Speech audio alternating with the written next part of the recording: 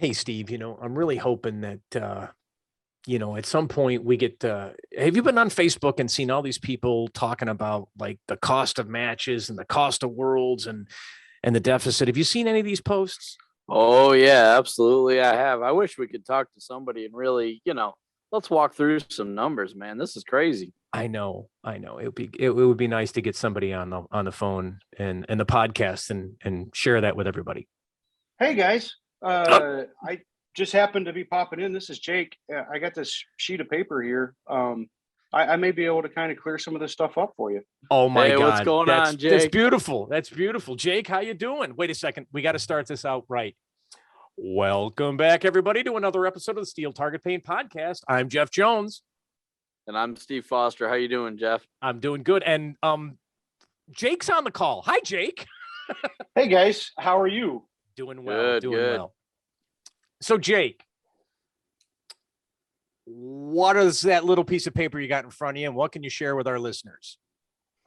Well, I first want to kind of go back to the in-person meeting at World Speed where we got together for the first time at World Speed, something that Sherwin, as president, wanted to do is make sure that we had an opportunity for members at every one of our big events this year to get a chance to meet the directors, the employees, and have a place to kind of talk about some stuff.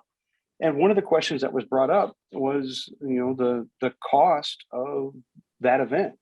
And I think there was a lot of communication that went on, and there was a little bit of miscommunication. And there's still some people that are kind of curious and maybe a little bit of disbelief of what some of the numbers are. So since we came out of that event, I've had an opportunity to do a little bit of math on some things and can go over some of that stuff. So have at. Yeah, Let's talk about it. Yeah, let's walk through it. And by the way, just before we get into that, I want to say personally, thank you to you, the organization, Sherwin, and everyone who was there. I think that member meeting was great. I was listening to a number of people talking about it, and my understanding is that was the biggest member meeting that you'd had, So or close to it.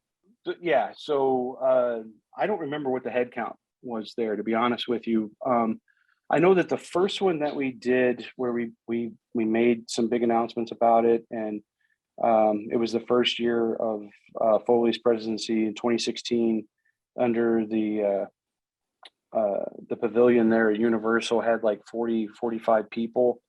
And just over the years, they got smaller and smaller and smaller. And we did the same kind of announcements and stuff. But this time with some of the technology that we're bringing and recording, which I wish we could have live streamed it, we weren't able to. In case anybody has any questions about that, we've talked about it. You guys know. Yep. Verizon, they changed their towers around. We had like zero upload speed that was there. You couldn't do anything. But we've always done it at the big USPSA events, and per the bylaws, you really only had to do one in-person member meeting, and Sherwin thought that was something that he could expand on because over the last year there's been some a little bit of drama, a little bit of controversy. So let's give people an opportunity to talk about things. And one of the things that I want to do is make sure that's why we started doing the USPSA podcast and doing the videos from the range and all that stuff is just let people know we do listen, we do hear, we are paying attention. We're not just shut off. We want to make changes. We want to make things better. Some things we can do, some things we can't do, and answer the questions that we can and clear some things up. So that's why I wanted to join you guys tonight and go over some of the stuff that people were kind of like scratching their head going, 712 guns. That means they made, $71,000. How could they not make money off the match? Well, let's start right there. So what was the gross revenue of the match? So the final number, I actually don't have a true final number of that because the way the Stripe account works, all of our nationals are processed through the back of it, and they are tagged on there which one is which, but then you have refunds, and then you have when through how Heather does the reporting that are on there, where there's some discrepancy that comes out of when a refund hits and when it doesn't hit. There was about, and the number Zach and I looked at, there was about 600 paid entries once you take out. So the staff didn't pay for their 2 guns. The staff that included the salaried employees and the board members that were there were comped some of the slots, and then there were sponsored slots. So the 712 is not true paid. It sits right about 600 guns, a little bit less, but we'll just call it 600 guns. So income from the match was $60,000 roughly. Okay. On entry fees. We do receive $5,000 from Palmetto State Armory as part of their sponsorship as the title sponsor. And that $5,000 is actually turned back into the cash payouts that go back to the division winners and the special category winners and the class winners that are out there. So that number we just turned into Heather was a little over $10,000. Okay. So if you take, $65,000 and take the $10,000 out that's paid, we're sitting roughly around $55,000 and revenue approximately on entry fees and once the cash payback is done. So from there, we got roughly 50 staff that are on the ground. And one of the things that I wanted to clear up that I've seen in some of the conversations that go out there, and it was in the video where I had said, and you also have to take into account there's 6 salaried employees here. And people have taken that as that our salaries for the week on the ground are charged off against the match. That is not true. What I meant by that is that our travel and expenses also figured into being there at that event. Okay. So my hotel cost, my meal cost are figured into just like the rest of the staff. Okay. Now, it's different. Like mine and Sherwin and Troy's and Rick's are different because it's covered entirely as an employee, where it's up to $375 in travel expense, and then the hotel's covered for the volunteer staff that's on the ground. So that's a little bit of the difference, and I just wanted to clear that up so people didn't think that our actual pay for the week was charged off against the match. You can't do that. Okay, there's fair enough. That's good. There's laws, stuff like that. But yeah, so I mean, the like, ROs have got to be the biggest cost. The staff, because it's more than ROs. I mean, Zach and Donna and little Zach. Oh yeah. And, I mean, there's some. John Seraphin that's there that comes in for setup. Joe and Carol Moreland that came in for setup. Yep. Jack Lancaster that came in for setup. So we had people traveling on Sunday that checked into hotels on Sunday and then check out until the following Monday. And then you had staff come in that checked into hotels on Tuesday night who didn't check out until Monday morning. Some checked out on Sunday, just depending on how their drive was and if they decided not to go to the awards dinner or any of that stuff. So our overall hotel bill was roughly $30,000. And now are we talking just the hotel? Just the hotel. Okay. So there's 30 grand for the hotel. That includes the entire amount of people and that was there. Okay. For setup all the way through, including the salaried employees' hotel cost and that stuff. That so our hotel costs are charged off against that, as well as the roughly 50 staff that are there. So was right around. They were in the Fairfield Inn, and the Fairfield Inn, we had a special rate of $98 a night plus taxes plus all that, which was about $119 Tuesday through Monday checkout. Okay. Some of the other things that the staff is able to turn in mileage expenses up to $375. Some of those haven't been turned in yet, but it's estimated to be roughly about $20,000 that will be turned back in for mileage. And part of that also includes my mileage or Troy's mileage if we drove. Well, again, yes. So, so that's a total write-off on there. It's roughly about 20 grand that's going to be in the travel reimbursement. Okay. Now you got per diem. Yeah. So staff gets $25 a day per diem. for the staff that's on the ground, and that is from the days that they travel and the days that they're on the ground. And that's about $7,500. The other thing is that Troy does a very good job of making sure that they have the cool TechWear official NROI jerseys, which we have to buy. We do have some of those that are left over from the year before. And then we work with some of our partners. All the staff got a really cool gun case from CED Double Alpha, but we purchased those at a discount. But between shirts and the gifts that we purchased them was about $3,600. Okay, so just right now, okay. So, but the where we sitting with a number right now? Well, so the other thing that you figure into that is also that we purchased from the lunch provider that was there. We guaranteed a certain amount of lunches every day, which also covered the vendors, which also covered just carryover, because you never really know how many lunches they're going to be able to sell because of the way the format is, right? I can't tell them that there's going to be 110 people eating lunch every day. Right. But we covered 100 lunches every day for the entire time that was out there. And that was $5,500 just for the staff lunches. So when you figure all of that stuff, including the snacks and the water that we purchased, it's about $68,000. Now, so we're already $13,000 into the red. And there's an RO appreciation dinner, as I remember. That is correct. Okay, so that's got a cost. That's figured in that $5,500. Oh, okay. Yeah. Now, so then the other things, things that we go into, the lovely CMP range. Yep. That is not free. as much as people may run their local club match or they run their state match and don't have range fees, we do, because we get the use of 2 sets of steel, all 15 bays, 3 full-time employees, and the clubhouse. With that cost, we also purchased all of the paint from Larry Joe Steely Steel Target Paint at a discount. It is part of the deal that we had, plus all the 2x4s, the supplies, and then the porta-johns that they have there on the range. We pay for the service of those porta-johns while we're on the range, which is Sunday through Monday.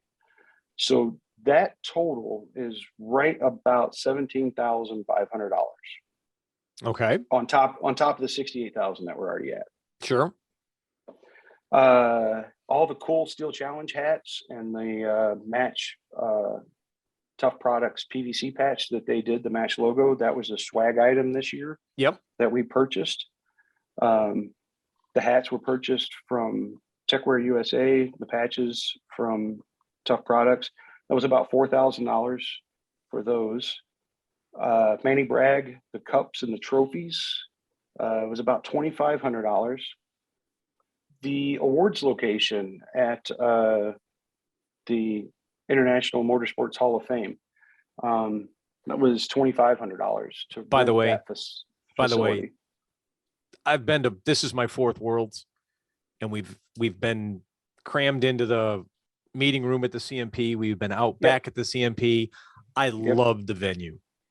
Yes.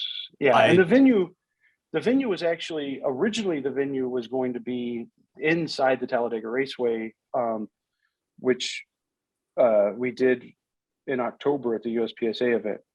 And the reason why we weren't able to do that, there was a couple of reasons. The biggest one, it was a little bit cost prohibitive this time. Their cost went up to rent that facility. It would have been almost twice as much versus the Motorsports Hall of Fame.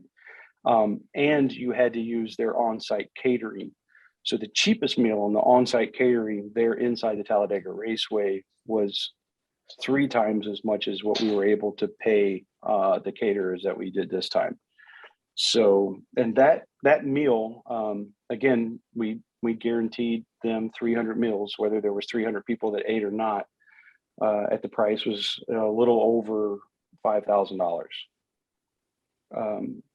So when you add all that stuff up, I mean, we're roughly sitting at about 100,000, a little over $100,000. Some of the travel that's still, like I said, there's still not all of it's turned in. So that 20 grand, it could be 15, it could be 18.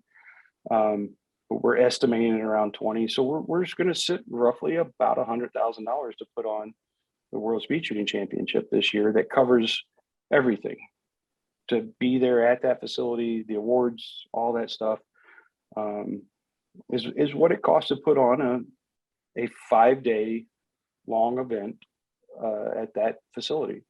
And I don't think there's a better facility out there that gives us the access that we have at the CMP, the access to get to the cost around it as far as your travel, your hotels.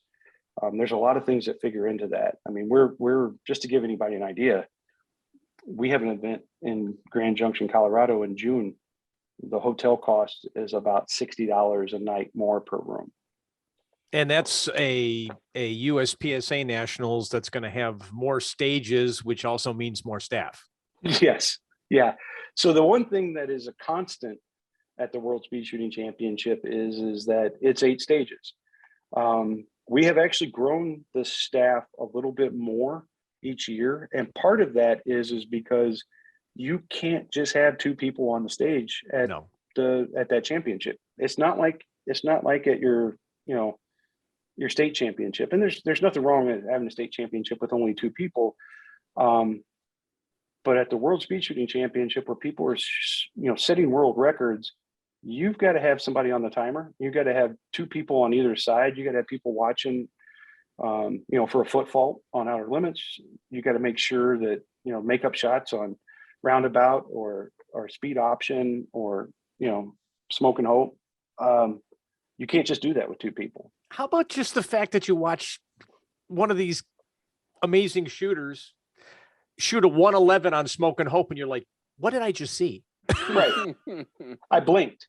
And this is the one thing that people need to understand too, is that 4 or 5 ROs that are on there, part of the other reason is that come Sunday afternoon, when you're running your 10th match and your whatever string you're on, right? You've been out there for 5 days. That RO has been on the ground for 5 days outside from 9 a.m. until 6:30 with a 45-minute break in the middle of the afternoon. And they're making sure that the calls are right, the scores are right, the times are right. So 4 or 5 ROs, yeah, that's what we have for those 8 stages. And that's why. And God bless them, because after about the 5th person I've ran on a timer, I'm like, the repetition of being on the timer on that for me is a little bit different than it is on the USPSA side, because you're moving, you're not static, right? Right.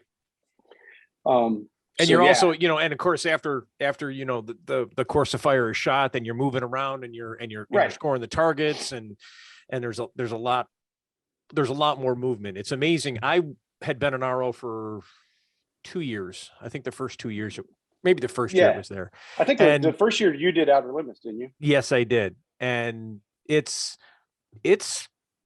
4 people Exhausting. is exhausting. Yes, it's good. I mean, because after, even if you go from timer to tablet to spotter, yeah, you can be that other spotter, but you need just like to be able to decompress. Yeah. And on those stages, we normally have 4 or 5 people. Yep. But so, yeah, we've grown it a little bit on the staff side of it. We actually, and it bit us a little bit in the ass. We shortened setup by 1 day, knowing just trying to save a little bit. So we didn't start setup until Monday morning. And it was a little bit rougher than the presentation on the first morning of the staff shoot. When you came out there that Wednesday morning, you're like, we need to straighten some things up. There are some things that still need to be shimmed. It wasn't as tight as what it should have been if we had that extra day.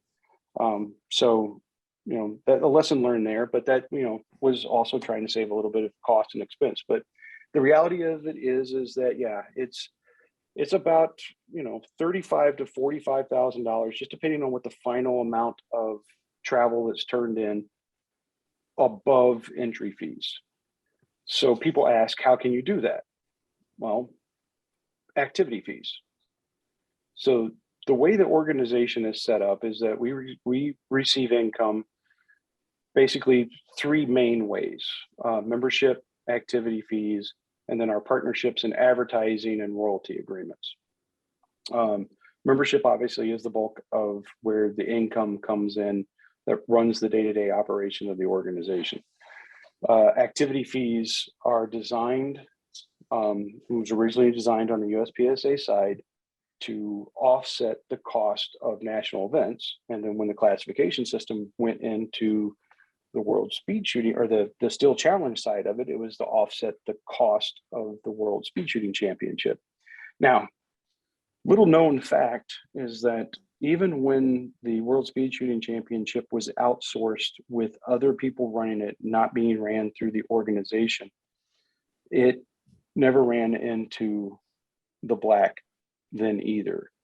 Now, the range that hosted it may have been okay running into the black, but the payout side of the awards and the cost of the coverage and the staff on the ground and all that stuff always was in the red for the organization.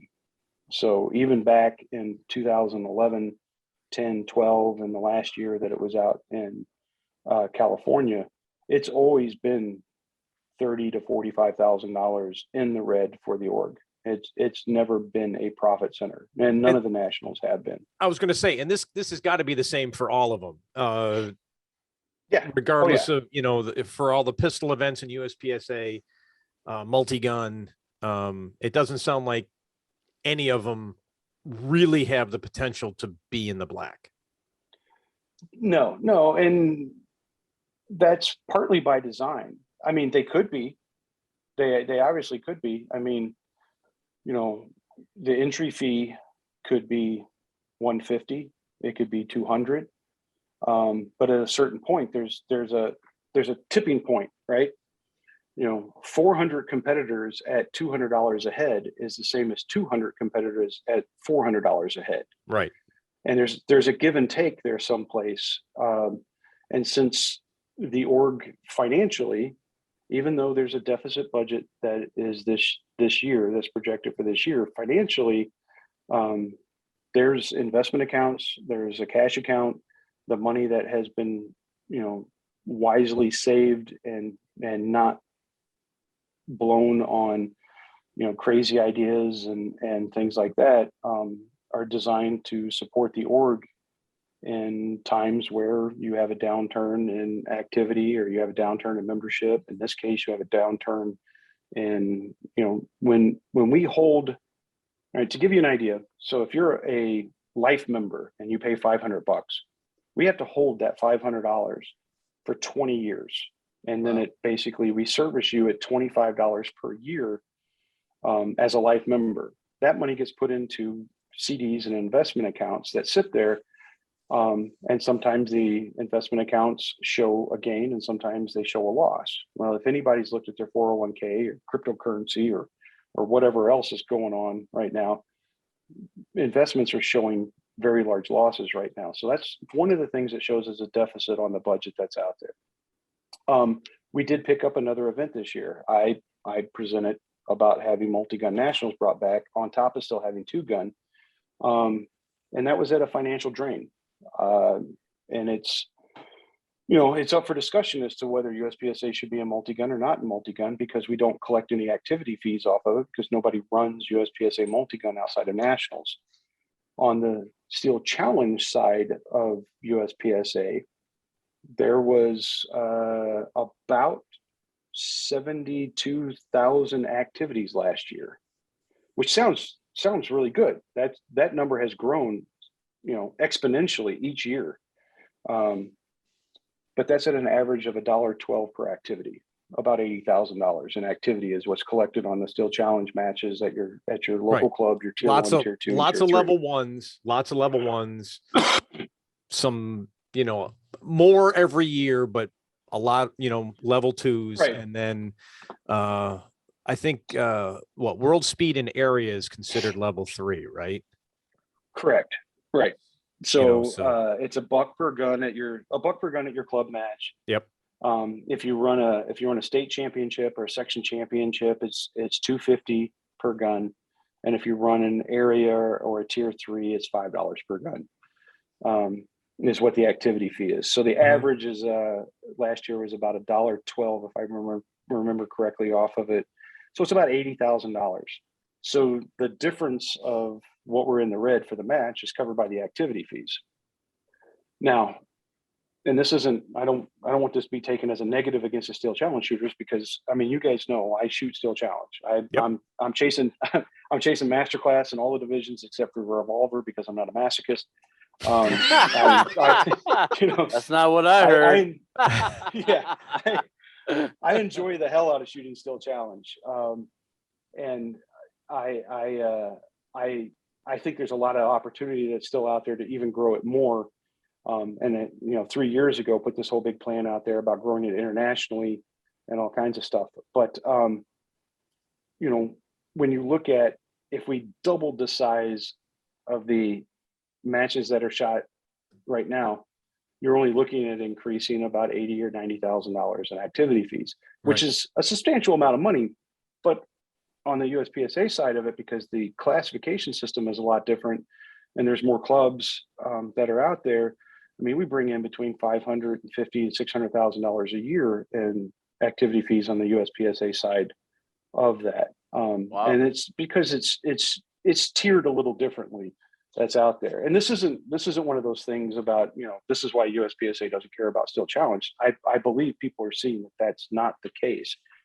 There's a lot of emphasis that's being put on it, on making sure that there are voices heard, making sure that we fix the registration system, making sure that we have the dates of the event out there, that we're looking at the peak stage times, and we're looking on how, if you want to do the step back in your classification because the peak stage times have moved up on that. So we're listening, we're doing all of that stuff. We're paying attention, and we're making it what the competitors are coming and telling us that they're looking for. But understand that, for anybody that sits there and says, well, you should have a rimfire world speed shooting championship and a centerfire, one out there, that financially, that's just not going to happen. So the numbers tell you right there that you can't split it up like that. I heard somebody say that. I heard somebody say that, and I looked at them and I said, that's an interesting idea. I think we're going to put rimfire pistol on Tuesday. And they're like, well, why wouldn't it be on the weekend? And I'm like, well, see, there's the answer. It's everybody wants to shoot on the weekend. Yes, they do. Right. So here's the other thing I bet people talk about is well, why don't you just make the match bigger? Well, if I make the match bigger, and there's this idea that's out there of why don't you run 2 Steel Challenge matches at the same time? There's places that could host 8 stages over here and 8 stages over there. Well, yes, that's true. However, guess what I need on those other 8 stages? Twice ROs. Yep. Another right. I don't think the answer is increasing entry fees. I don't think the answer is finding a cheaper place to run the match. I think the answer is that on the USPSA side of our leadership, that we need to be able to look at some of the other costs that we have that goes into just the production of nationals in general, and where we can decide to cut here or there. And there's other things that are on the back end that we can do to beef up the bottom line on the P&L. We have an office that's not being utilized out in Burlington, Washington over the last 2 years, just because of the COVID and everything out there. So it's time to decide, is that expense a year necessary when everybody's working from home? And are we losing any services if we get out of it? Now, there are certain things that you have to do. There's certain records and payroll records and filing, and you got to have a place to have that, right? So you can't just close up shop and be like, oh well, oh shit, we're in violation of of these federal payroll laws because we threw all these records away and stuff like that. So and we do service members, so everybody that signs up, they get the annual edition of the magazine. That's a print version. They get the stickers and the patches and all that stuff that's physically mailed out to them. So those are things that are kind of being talked about. Unfortunately, we've been a little, like I said, a little stalled over the last year with some of the controversy and drama that we've self-inflicted ourselves with. There's controversy and drama in USPSA. Go on, tell me more, Jake. Oh, that's a different podcast. Wait, what rock have you been under? He's been living under the rocks on his whole range. So well, I mean, it's one of these things that we've had a few changes and a few shakeups, but in the course of all of that, we just pulled off the largest world speed shooting championship ever. By a big number. We had big number. And we had more first-time shooters at this World Speed Shooting Championship than we've ever had. We've had more first-time ROs work it than we've ever had. And while people can sit there and be like, we're losing money, we're not. We're in the entertainment business when it comes to putting on these events, and it costs us more than the entry fee. And I'm perfectly fine with that. The board's perfectly fine with that. And I hope the competitors are perfectly fine with that. And they walk away from it saying, that was fun. We need to do it again. Well, I think your point of, 400 shooters at $200 is the same as 200 shooters at $400. And I think the organization would much rather have 400 shooters at the match because they're servicing more of the members. And then the other thing that's kind of controversial right now is the slot system. And I know that you and Zach have actually kind of gone back and looked at the proposed slot system, how many people would earn a pre-registration slot for this match. I think they would be shocked that it was Zach had the number, correct me if I'm wrong, but it was 55 or 56. And that was before Zach brought up the concept that we have at the World Speed Shoot of super squads. Right. Because you can look at super squads and going, that's technically a pre-registration slot. Now, you're getting a slot for a specific squad for a specific gun. Right. But it's one you don't have to sign up for. Right. Yeah. So it's more. Yeah. And I think people would be surprised. We haven't finalized that whole policy yet, but running the back numbers, it was like 53 to 55 before we did the super squads, and there were B and C shooters. Yeah. It's just the way the process works and the number of people, and there was a considerable number of seniors and super seniors and ladies, and we didn't even take into account the new concept of lady junior, lady senior. The big thing to remember, it's a really good cross section of everybody. Yeah, absolutely. That in their division class category performed well enough to earn a pre-registration slot. So it's not an invitational only concept. No, really all it is an opportunity for somebody that performed well enough the previous year to register early. They don't have to come back. It's a gratis, right? You perform well enough to come back and get first dibs to shoot on which day and what squad you want to start in which stage, instead of the rat race of trying to get in early. Is the idea behind it. It's performance based, and I've always been, we got a classification system. We have peak stage times. We're in the performance based business as far as ranking people, and you're out there ranking yourself against the people you're shooting with. So if you do really well, and it's not all sponsored shooters, and it's not all super squad people, it's like you said, it's B and C class guys, and super seniors and seniors, and it's a good representation of the people that are out there performing. And then when you do open registration, like we do on the USPSA side of it, that's where you get the opportunity to add another gun or get somebody in that may have not had a chance to shoot it to get in on that. And it's always been, 50% availability in open registration. So I Well, don't, the I don't nice want thing people to too get is that, nervous about it. yeah, the slot policy for everybody that's listening that said, oh man, I didn't get to go to the World Speed Shoot this year. It's going to carry down into the area matches as well. Correct. So, I think Area 8's this weekend. That is correct. Now we haven't finalized the policy, and that's okay because the Right. numbers will be final. And once we finalize the policy, you'll have that list of people that you're going to be able to contact to say you've earned a slot to register for the World Speed here's Shoot. the part I want people to understand is one of the reasons why we haven't finalized the policy is because we want to get the results from all the matches to see which number in the policy we should go with. Is it one gun? Is it two guns? Is it three guns? And you won't know that until you actually get all the results back to come back. And that will then determine whether we do, 10 guns PM, 8 guns AM next year at World Speed, or we do 9 and 9, right? Or, that 18 is kind of what you look at. But what we noticed is that, finishing at 6:30, 6:40 every night makes for a long night. It really does. So do you go 8 and 8?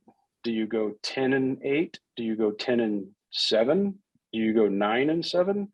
And that really determines on how many slots the match should hold. I think when we increased it to meet the demand of the people that were on the wait list, because of the screw up with the registration system and practice score, we made it too big. I'm not saying like 100 slots too big. I mean, we added 36 slots, I think, was the number that we added when we did the increase. I think we made it a little too big. And it showed a little bit. If you were out there, the energy by the time you get to Friday and Saturday, the energy was starting to really dwindle because it was very, very long days. So that's part of the reason why there's not a set policy in stone, is because we need to see what, if there's only 150 guns at Area 8 this weekend, they're probably only going to be, 10 people from that match. If there's 400 guns at Area 8 this weekend, that's going to change. So you're telling me, so historically Area 6 has been like one of the last area matches. It tends to be, I think, in November. So everybody should hold tight and get a chance for some of these other area matches to get in. It might not be that late, but I mean, it makes a lot of sense to understand what. Yeah. So you can look at registration, 60 days out and get a pretty good idea.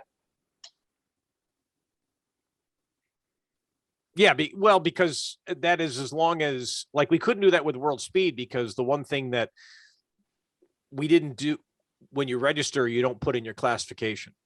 Right. Because there's going to be a classification update. So, and there's always that chance that, based on somebody who registered 2 months ago as a, a C class or a B class may have increased their classification. And of course, when that match does the final tally, they'll do a classification update and you'll be shooting your new class. So, but it's close. You're right. It is close. It'll get you within a 10 to 15% kind of number. Yeah. That'll get you pretty close to figure out just exactly what it should look like. But we know we're going back to the CMP. We know what dates that we're going to be out there. We know that we're going to be in the 675 to 700 gun range on a standard schedule. We've had some conversations about, if we set up on Sunday, Monday, Tuesday morning, can we get, some of the staff to shoot their 2 guns on Tuesday? And that opens up Wednesday completely for there. So there's conversations that Zach and I have been having, even sitting there at the match. We were having those conversations. What can we do next year to improve? How can we? Which Right. I think is great. If you sit on your laurels and you just go, hey, we just broke a record, we did great, and you guys are actually going, wait, there were some things that still didn't work. Yeah, there still are. And like one of the things that I threw out to you guys coming out of there is, the excitement part of it. I tried getting with one of our sponsors about having a side match that was going to happen during the match. What I wanted to do is I wanted to set Zigzag up over there on the function fire bay, and have people go over there and be able to win a firearm from this manufacturer. They weren't able to get us the firearms in time to do it, so that's still on the table.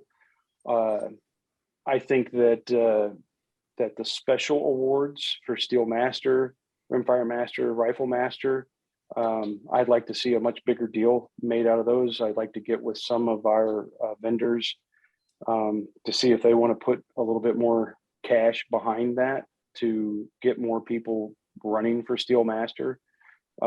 We've had the conversation about, should we do something around Centerfire Master, where you shoot an iron sight pistol, an open pistol, and a PCC, and those are the three guns that qualify in Centerfire. To have a new category that's out there to get people shooting centerfire. Not that there's anything wrong with it being so heavy on the rimfire side of it, because it's faster, it's easier, it's I don't want to say easier. It's less difficult, which is easier. But it's the definition. It's less difficult than it's less difficult than the draw of a centerfire pistol. Yeah, I think the barrier to entry to shoot rimfire, it's a lot lower than it is to come out of a holster and shoot an open gun or iron sight pistol. It's a different beast, but it's been interesting to see over the last. I think this was my 8th world speed shoot. My first one was in 2012 down in Florida. And that was back in the day. I feel like an old timer. 10 years ago, Kenny Degata was 4, but it's one of those things that's sick me. Yes, I know, right? Yeah. I know, Thanks, Steve, for that reminder of how old I am. Yeah, Jeff is way old, but even at that match, I remember, it was back in the format of really shoot, rimfire pistol, if you will, on Friday, and then your limited gun, and then your open gun. But it was, back when Casey Cochran was shooting, I squatted on Sunday with Casey and Jesse, and that was probably one of the best head-to-head ladies centerfire matches I've ever seen. I was shooting an open gun, but and it was back. There was some people walking around with a rifle. I'm like, what the heck? What are you doing with that thing? And where'd that come from? Yeah, exactly right. And so, it's pretty cool, but it is interesting over the course of time how things have really changed. And then, because of work and that kind of thing, my next world speed shoot, I actually shot with you and Dave Savigny out in California. And, Mike was out there with his JP PCC, and I shot that. And I was like, man, this is really cool. But it's really interesting how things have shifted away from, the handgun side or the centerfire handgun side to, rimfire. It doesn't make it wrong or bad or those kind of things. But it's interesting, though, that there's a lot Steve, of people, though. Do you want to know what you shot back in 2013? Because I've got it right here. 2012? I have 2013. I don't see it. You might have been maybe a different name for that, but you've definitely gotten faster. Let's just put it that way. Because I think I shot like a 135 in production. It was a 139.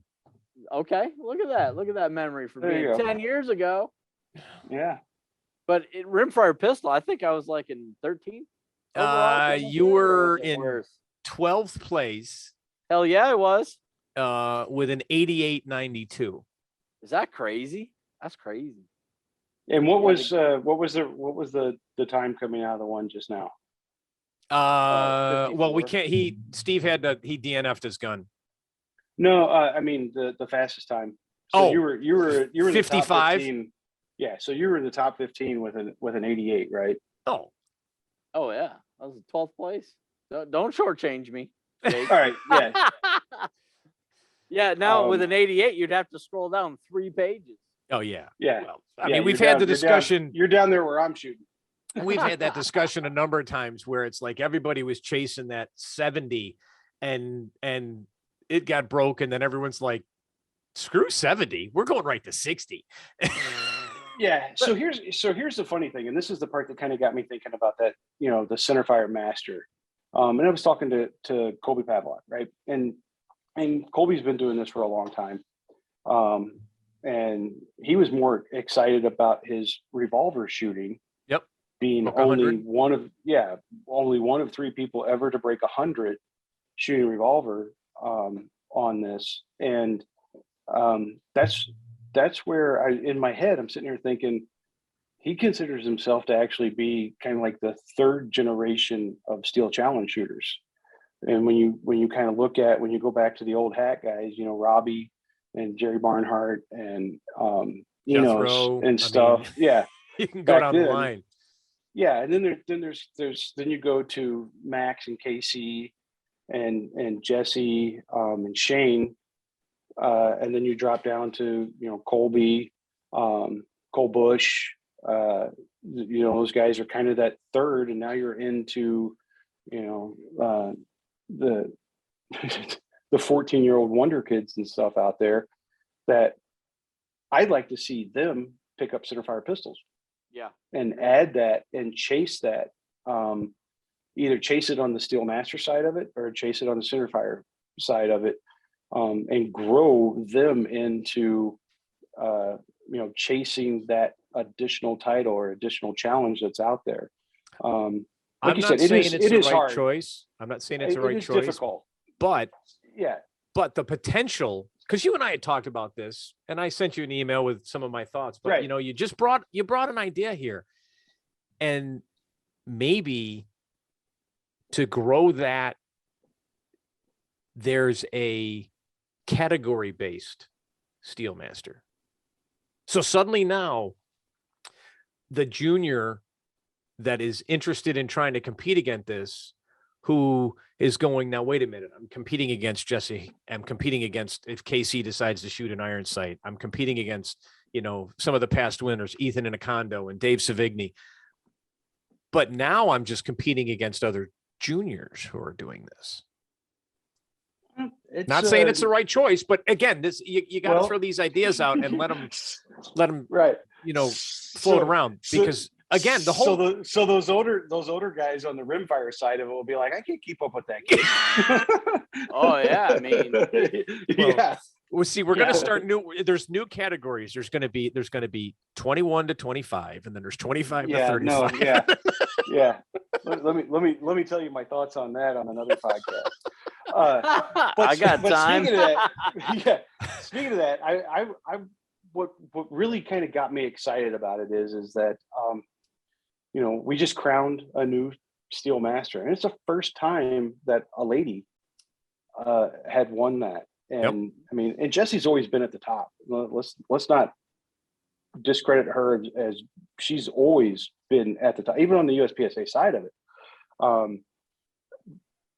I want to see more competition that's out there to challenge Jesse, to challenge Casey, to get Shane to stay an extra day, to bring back, some of those guys, to have Max Michelle come back and be like, all right, let's do this. And then at the same time, have these young kids step up to a different platform as well and just expand what they're doing. I mean, because once the gun's out of the holster, they're on autopilot anyway. So we just got to get them to learn how to draw and hold their hands up. Yeah. Shooting with Kenny Nagata, though, it's very interesting. That kid has he can transition the gun, and we all know that. His draw is very, very good. Right.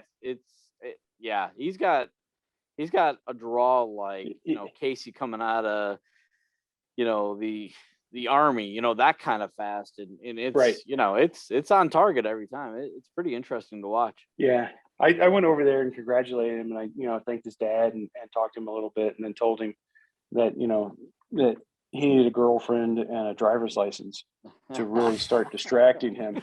And his dad was like, no, no, no, no, no, no. And then you look up there, and I went back like a half hour later, and I was like, I've not seen him not up there taking a picture with one of these other young ladies. So you're in trouble. Oh yeah. And his dad just kind of looked at me. Yeah, his dad just kind of looked at me and shook his head, and I was like, yeah, have fun raising a teenager. And I just walked off and left him with that. Oh yeah, no, there's some Kenny fever amongst the young ladies. I'm not going to mention any names, although it's tough not to. Yeah, I think if you follow along, hashtag Kenny, you'll see. Oh God, now we've got a hashtag for him. Doesn't he? I don't know if enough that's already? his hashtag or not. I don't know. I'm sure if it's Hey, not, then every- Jam Worldwide Productions over here gave that to him.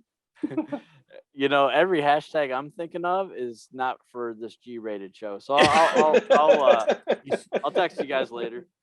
Yeah. Well, I hope that this clears up some of the information for the people that are still like scratching their heads saying, how can they run in the red? It's by design. We're as an organization, we are not going broke. There is the 990s and some of the stuff. I believe the minutes from the board meeting last night. So we're recording this on a Thursday night. We had a board meeting last night that went over budgets and releasing 990 information, budget information, financial information. If it's not up on the website tonight, it'll be in the Downrange newsletter tomorrow with links that are back on there. It's not this, USPSA can't pay its bills or any of that stuff. There's several millions of dollars that are, kind of stacked up that are there. Some of it is in reserve. Some of it is cash on hand. And then there's assets that, while we don't own property, we don't own, steel and any of that stuff that's around the country. There are assets just in the name USPSA, the name Still Challenge. The rule books are all copyright and protected. The logos are all copyright and protected. We have some really nice agreements with partners like Federal, and some of those that are out there. We have the advertising that's in the magazine, which actually is our third largest revenue stream. It's what we actually pay taxes on. We're not, even as a non-for-profit, we do pay taxes on that stuff. And the magazine is in the black. It's not in the red. So there is nothing for people to start really, flipping out about. I think you're always going to have the haters and the naysayers that are out there. They're just looking for anything to shit on, and right. that's fine. Well, for me, I mean, this is not just this match, and it's not just this year. Right? No. Maybe it's just been more vocal, and people are glomming onto it. Yeah, I mean, it's that doesn't of everything. It's because of everything that's opened over the last year. I've been in this role originally part-time, started in 2014.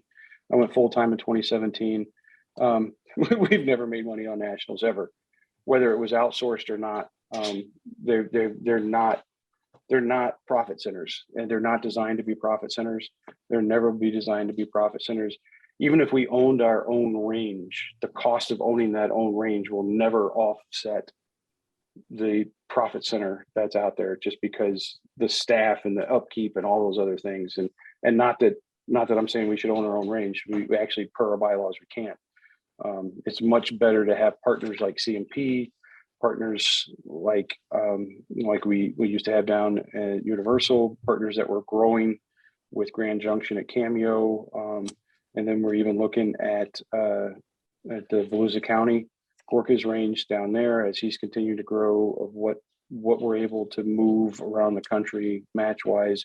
But as far as Still Challenge, we are perfectly happy with our arrangement that we have at the CMP, the location, the range itself, the facility, everything that is there. And the matches continue to grow at that location. In California, it was not growing. It was going in the opposite direction. So that was part of the thinking of being able to move it, being able to expand it and do something different with it. And it has been a success, and I see that it will continue to be a success. And I think that there are some ideas that will continue to grow the competition. I had some ideas that, they used to have the leaderboard that you'd walk around and stuff with. And I'm sitting there thinking, we got live stream scoring. Why don't we have 5 TVs lined up over here on a table that are just running scoring the whole time? So you can sit there and see. We could create our own leaderboard with the technology that we have. I don't know how to do it, so I told Rick he had to do it. But Get on there, Rick. He didn't have. Why doesn't he have it done? He didn't have to worry about live streaming at this match. It should be done by now. Yeah. I would tell you that while he didn't have to worry about live streaming going on, Rick was very concerned about live streaming not going on, and everything he was trying to do to make it happen. Pulling every string he possibly could with Verizon as he worked through our business partners that we have with Verizon and trying stuff. And there was even a sit down with me, him, and Sherwin with regards to, all right, let's look at Starlink and let's look at the cost and what we can do and how we can move that around the country. And is that investment on the business side of it, because it's a lot more expensive than it is on the individual homeowner side of it. Just the equipment is $2,500 a year, let alone the $500 a month service. And then it doesn't necessarily work everywhere because they may not have enough outlets. However they figure it out, but when you go and you pull up an area, if you need outlets, I'll bring an extension cord. I mean, right. Well, they may be already surpassed their subscription in that area. I got you. So yeah. I mean, like I said, I'm an ideas man. I'm on the technical side of things. I still call Rick, and I was like, all right, I can't. I just sent him a text message last night, and it was like, I can't log into this stupid conference call. My password's not working. I had pulled up the wrong link. Nice. Yeah. Hey, Jake, it's been great talking with you tonight. We appreciate your time. Before you go, let's do a quick public service announcement because we have the special election coming up. And I know we've talked about this in the past, and the participation rate of people that vote during the elections historically pretty darn low. So can you walk through everybody real quick, the election, how to vote, and we'll go from there? Well, so the first thing I want people to understand is that on the USPSA website, right in the center of the USPSA website, there is a green bar that says information about the special election. And if you click on that, it's going to take you to the 4 candidates that are running for the president position. It will take you to their bio. It will take you to their Q&A. And also on there, it explains how the election process works. So the election actually opens on the 16th of May and runs until the 16th of June. You don't have to wait for the postcard with your PIN number to be mailed to you. You can, but you don't have to. You can actually log into our website and it'll walk you through the process for doing the election, how you can cast your ballot. It's important for people to understand that if you got questions of these candidates, how to reach out to them is also on their Q&A and their bios. We're going to have also released tomorrow. We did 3 of the 4 candidates were available to do the Q&As on the USPSA podcast, where I read the question and let them answer it. No debate, no back and forth, any of that stuff. They basically were asked the same question that was the one that they typed up and answered, but they could walk through it and explain it a little bit better. So I think that was a very valuable thing for people to be able to listen to before they cast their vote. They can read, listen, and go and interact. And if there's something that you're a diehard about and you want to know where they stand on it, or you have a question directly to them about things that have happened in the past or things that they're going to do in the future, all of these guys that are running, from what I have seen, have been very vocal. They've been very receptive to conversation, and they've been out there. So pay attention to that. This is very, very important to your sport. This is the guy that is going to be deciding on contracts for nationals, dates, times, locations. This is the person, I should say, that is going to be kind of the face of the organization. This is the person that's going to be setting the agendas for the board to work on and talk about. This is the person who's going to be working directly with the managing director position once that person is hired.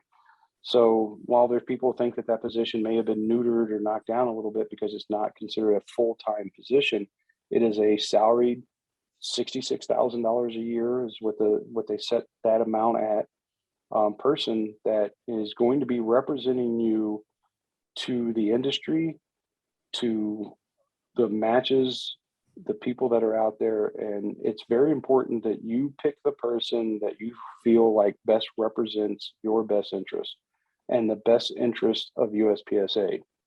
And that's two different things. Because some of my best interest may not be in the best interest of USPSA. So there are things that you may, think would be great, but the overall best interest of USPSA may not agree with that. So that's the people you need to get out there. We have done more promotion, more talk about, more information, more access than we ever have for this election. Because previously it was just a Q&A and a bio that was in the magazine, and that was it, right?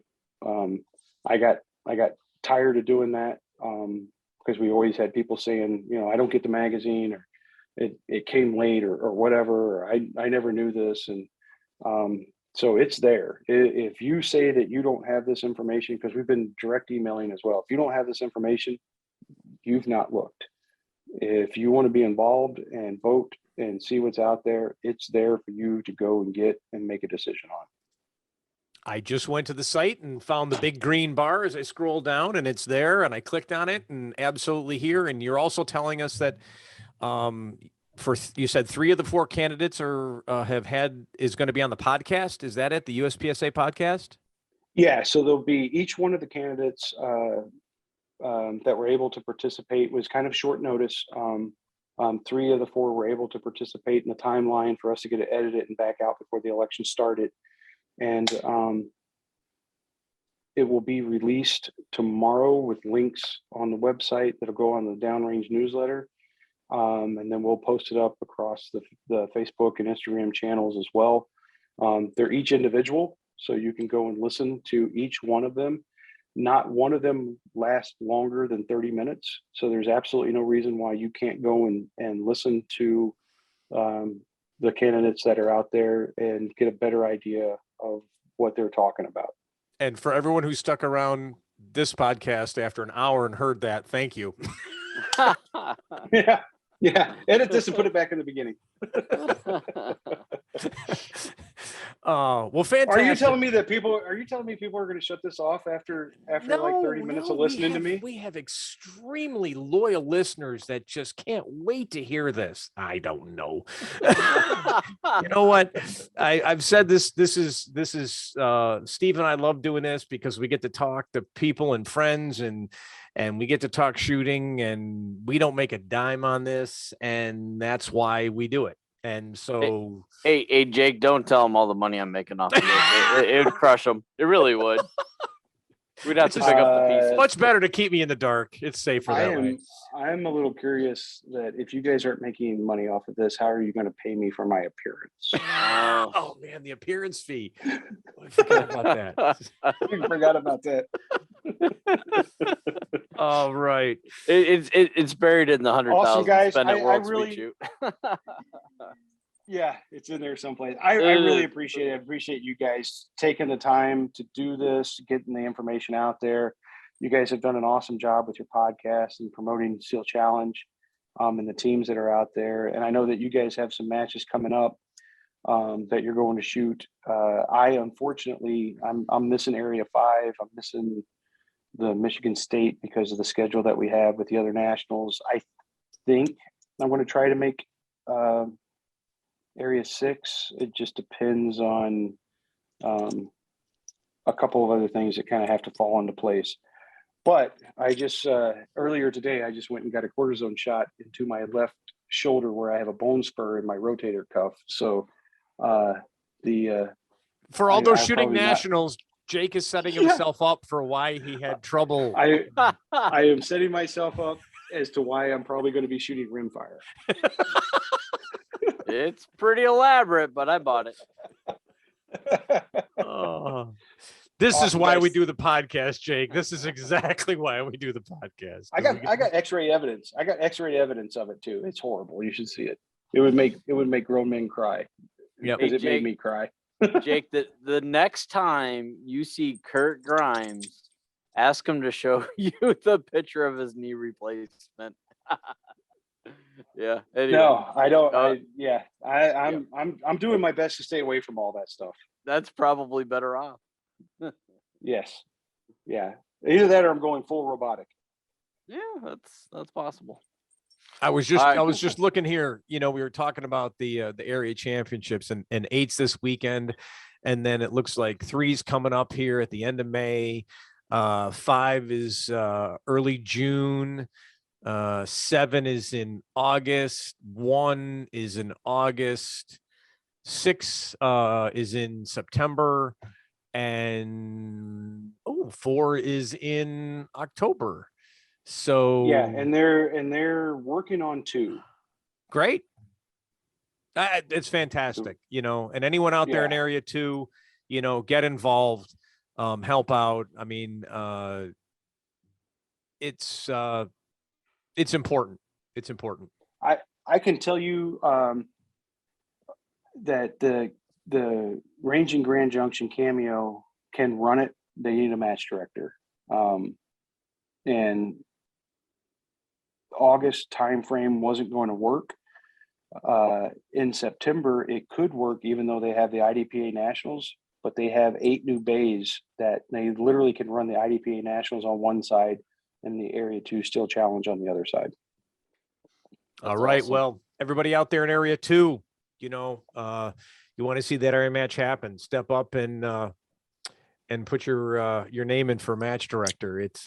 It's a lot of work. I'm not going to lie. I mean, I'm a match director for a little level 2 at the WAC. But it is worth it when you put on a good match, and regardless of how well people shot, they tell you how much they enjoyed being at your range. So, oh yeah. And the best part about the Steel Challenges is you don't have to design stages like you do on the USPSA side. That's right. The layout is, you got a map.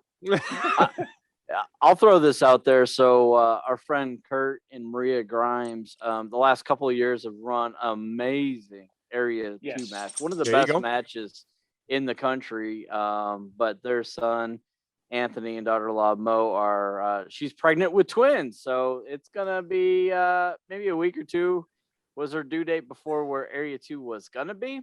Despite it's right in the middle. Right there when he wouldn't be able to put in the amount of time and effort.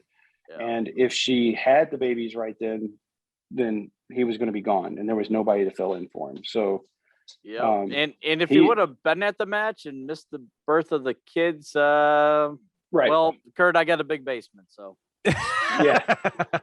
Yeah.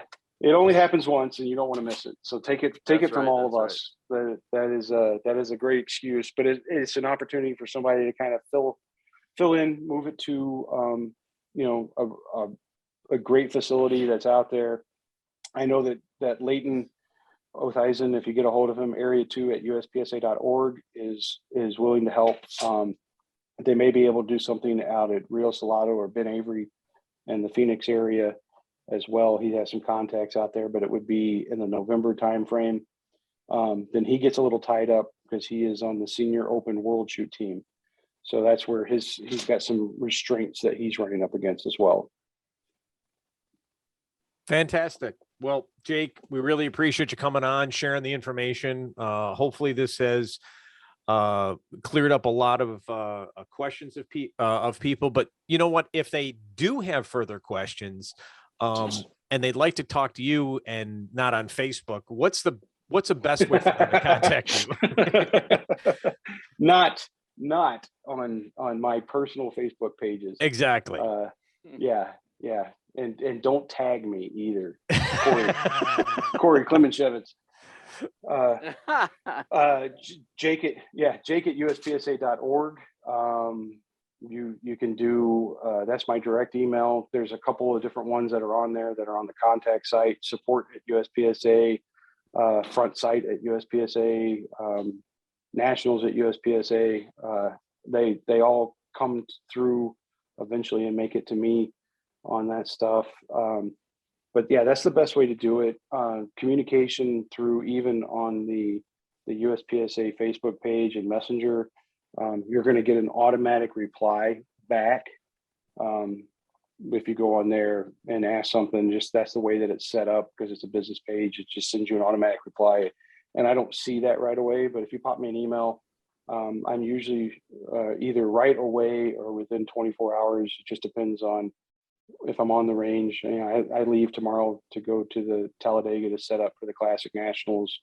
And I'm there through like August or through May 24th or 25th, something like that. Then I turn around and go to Colorado for the Two Gun Nationals. So if it's something that's really, really pressing that has to do with like a club or scores or something like that, that's where you use the support at uspsa.org. So Heather, Nathan, Rick can get an answer quicker sometimes. But if it has to do with anything that I handle on my end of it, or you just have a question or comment, concern, or an idea, pop it to me and I will get back to you as soon as I possibly can. Fantastic. Steve, you got anything you want to end the podcast with? All right. Discount code ST Podcast 10 for 10% off of anything out on rangestore.net. It's good talking with you, Jake. Good seeing you again. And yep, thank Jones, you guys. Always a pleasure. All right. Thanks, everybody. And thanks for you. listening. Bye-bye. All right. See you.